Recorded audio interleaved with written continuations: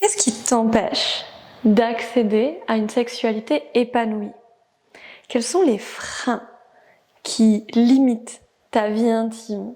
C'est ce qu'on va voir dans cette vidéo.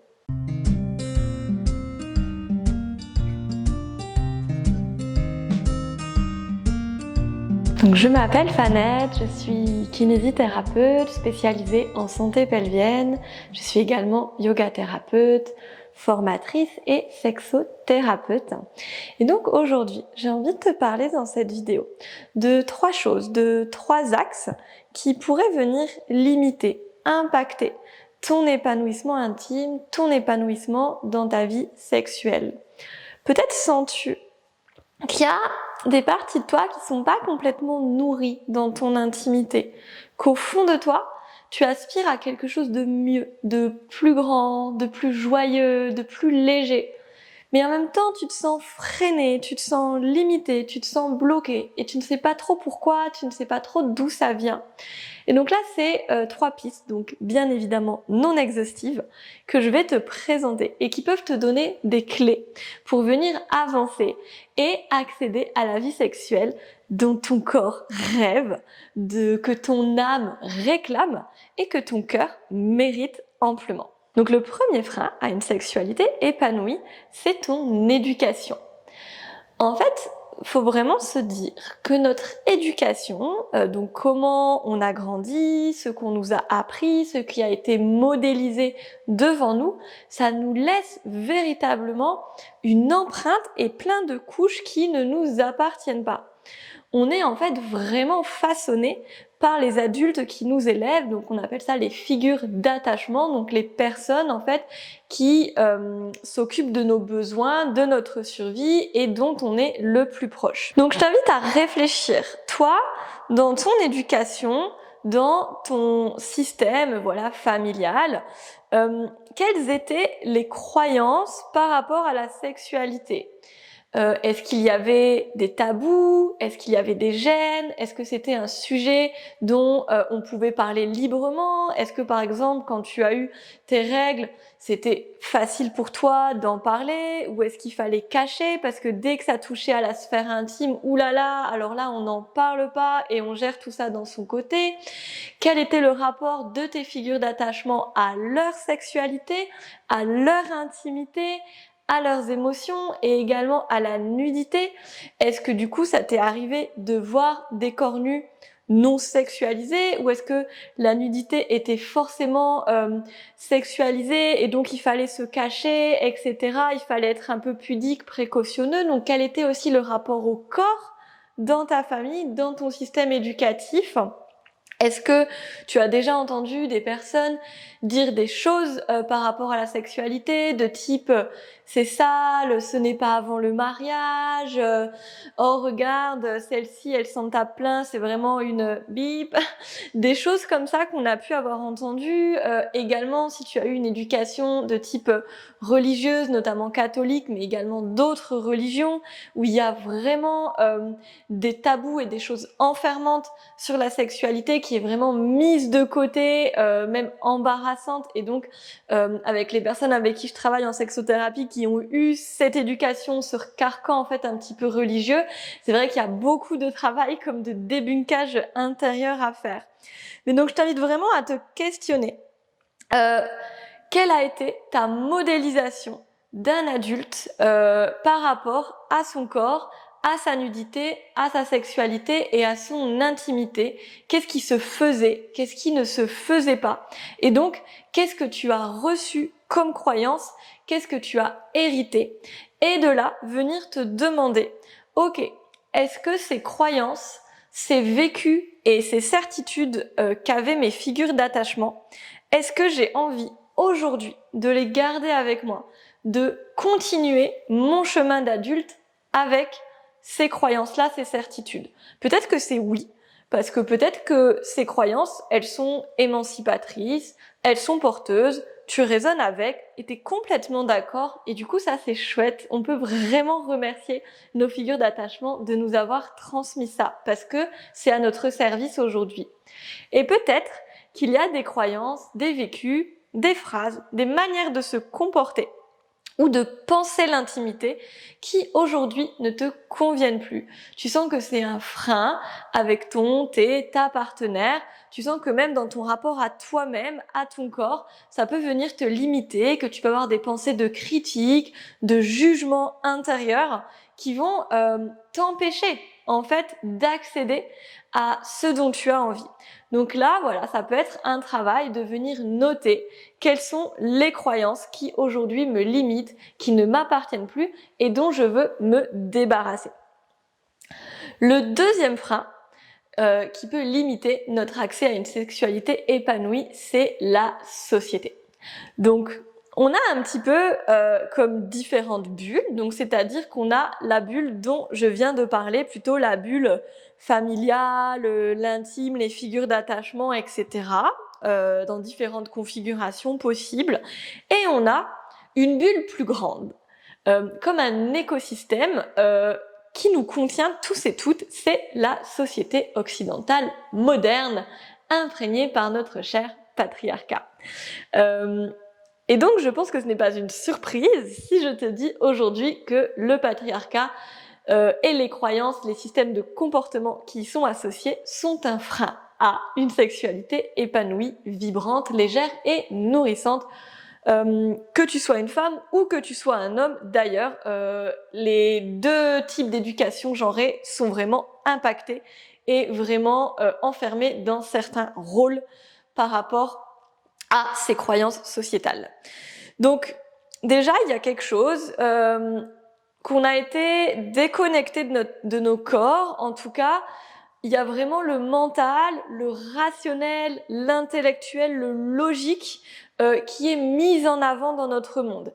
D'ailleurs, c'est ce qu'on apprend à l'école. On n'apprend pas à méditer, à écouter son corps, à travailler avec notre intelligence sensorielle, émotionnelle. Non, on apprend à faire des équations super compliquées, à connaître des dates par cœur et à connaître les lois physiques qui régissent tel ou tel processus. Donc tout ça est très intéressant, mais tout ça nous place dans les sphères du mental et ne nous permettent pas d'avoir accès à notre monde de sensations.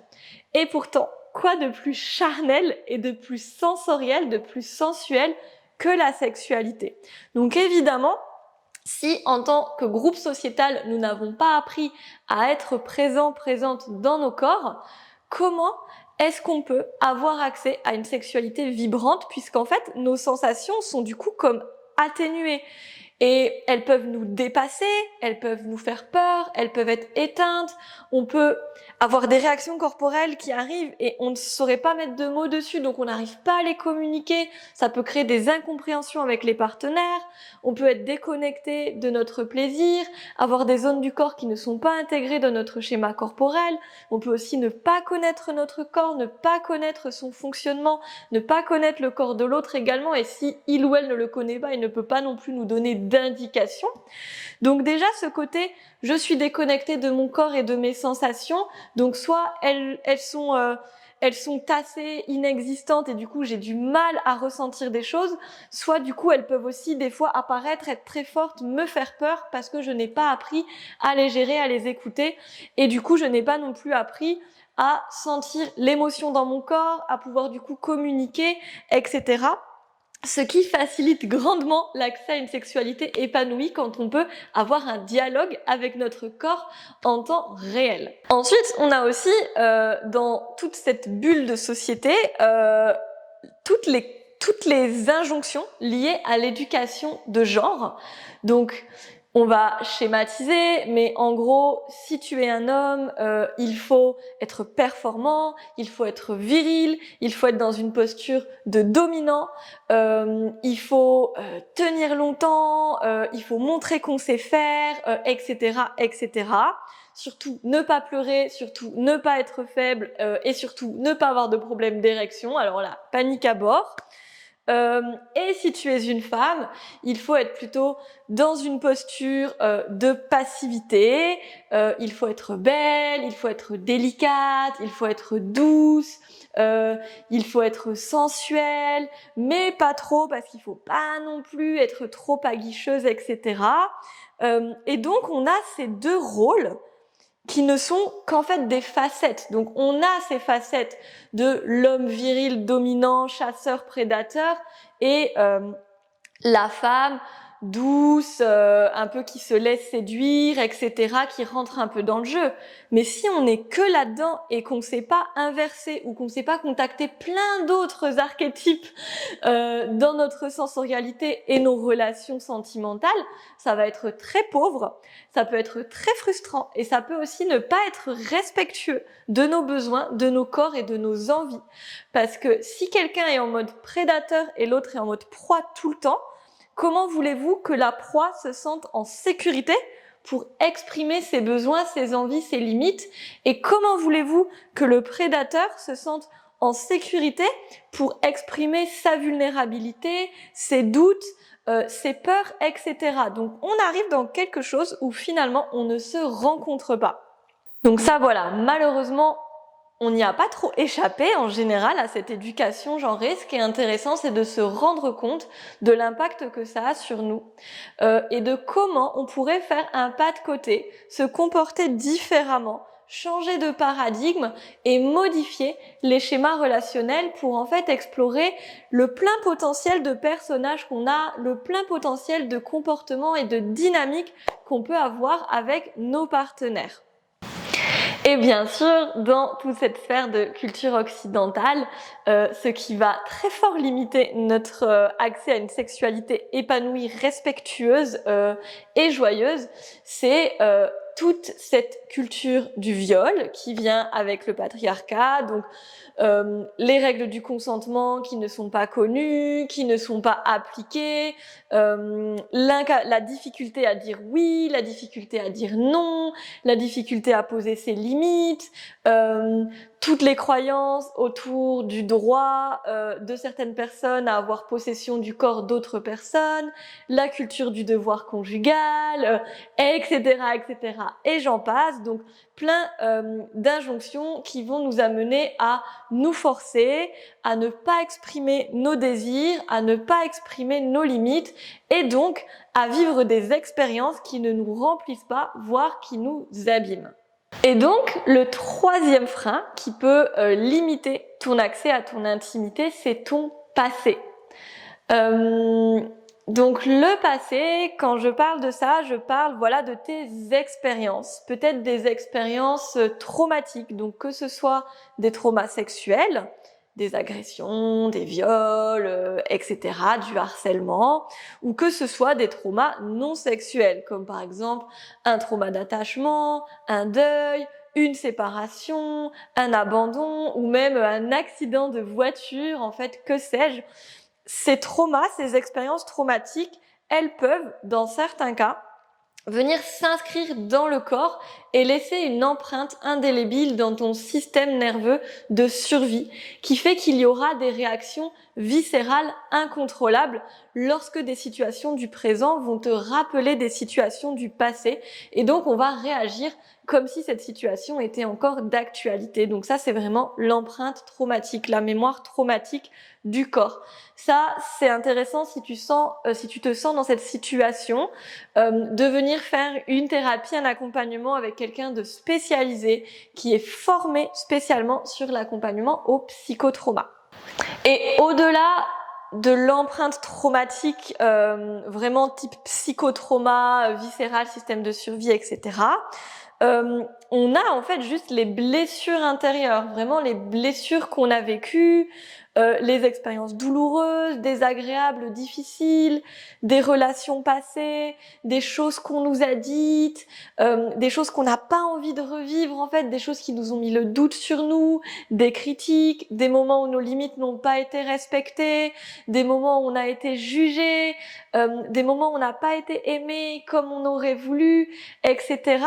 Ça va venir impacter sur notre présent. D'où l'intérêt de venir explorer ça en thérapie, donc en thérapie un peu classique ou en sexothérapie si tu sens qu'il y a de l'impact justement dans ta sexualité, ton intimité, tes relations amoureuses. C'est vraiment important de venir faire ce travail de OK, qu'est-ce qui appartient au présent, à ma relation présente, à mes expériences actuelles et qu'est-ce qui en fait n'est qu'un écho de mon expérience passée et du coup comment je peux remettre les choses dans l'ordre, clôturer mes expériences passées et me créer des nouvelles ressources pour maintenant. Donc à la fois cette dynamique, je guéris, je répare ce qui s'est passé, j'y remets du sens. Et en même temps, maintenant, j'ai besoin d'avancer. Et donc voilà, vraiment retrouver cette chronologie, c'est vraiment très important pour une intimité qui te correspond à l'heure actuelle. Parce que ce dont tu as besoin maintenant, ce n'est pas ce dont tu avais besoin l'année dernière, il y a 5 ans, il y a 10 ans. Ce que tu vas vivre maintenant, ou demain, ou la semaine prochaine, ce n'est pas forcément ce que tu as vécu les autres années précédentes. Vraiment de venir faire cette part des choses, c'est super important.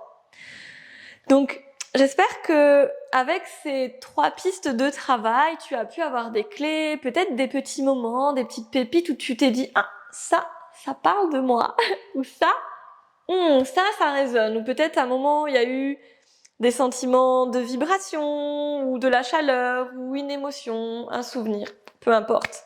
Je t'invite du coup à venir explorer cette piste.